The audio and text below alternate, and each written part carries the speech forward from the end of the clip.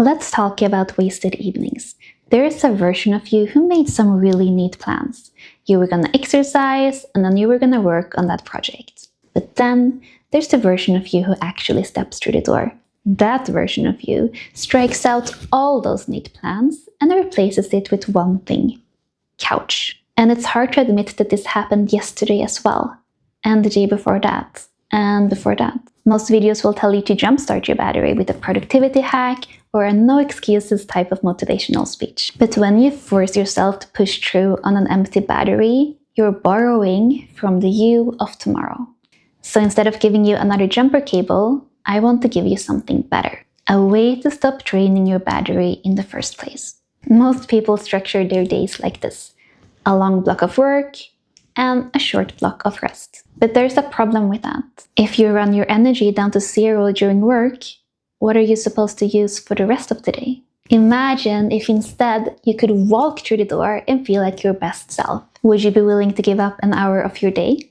If the answer to that is yes, good, because I'm going to introduce a tool that makes that trade possible. It's called striped days. In simple terms, it means alternating periods of work with periods of recovery. You can think of it like bands of colors. There's work, there's recovery. There's work, there's recovery. The first stripe is something called micro rests. And you want to include this at least twice per day. Once in the mid-morning and once in the mid-afternoon. And during this stripe, you take 10 minutes to deliberately downshift your nervous system. This could be a short walk, a curated playlist, looking out the window and just observing the way the trees move, or a meditation or breathing exercise. And if the thought of taking these types of breaks makes you feel iffy, you can think of it like a performance tool. Because while it might feel like you're losing time, you're actually protecting your ability to do good work for the rest of the day. At mid-morning, it extends your focus. And in the mid-afternoon, it prevents you from hitting the 3 p.m. brain fog. The second stripe is your lunch, and this is where many people sabotage themselves. You eat while working or while scrolling. So your brain just keeps processing information. It's work masquerading as rest. So I want you to use your lunch for its intended purpose: recovery. You need to eat and you need to be in the here and now. And if you have time, a walk is a great addition. If you implement these first two stripes, you'll already feel your energy get better. But this last stripe is what really makes all the difference. It's the one that saves your relationship and your sanity. It's the difference between walking through the door as a roommate or as a partner. And it's called the air gap. Many people leave work and technically the day is over, but your nervous system doesn't know that yet. So you walk through the door carrying all these unfinished emotions and thoughts. Your home doesn't receive you, it receives the residue of your workday. You try to switch roles, but it sort of shapes. You're cooking dinner, but mentally you're still at work. Someone asks you a simple question and you answer too sharply and you feel guilty about it. To prevent this from happening, you need a buffer. You need the air gap. 10 minutes where you allow yourself to decompress. If you're a parent, you want to do this before you walk through the door, but otherwise you can do it at home. And I think you know the drill by now. Listen to something that calms you, a meditation. You can do a breathing exercise. You can go outside and look at nature, like really look at the details of nature.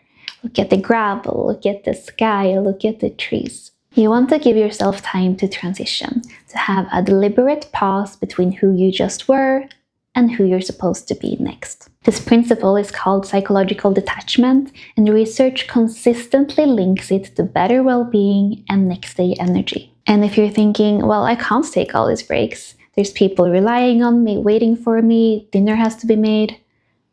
I hear you, but think about the trade that you're actually making.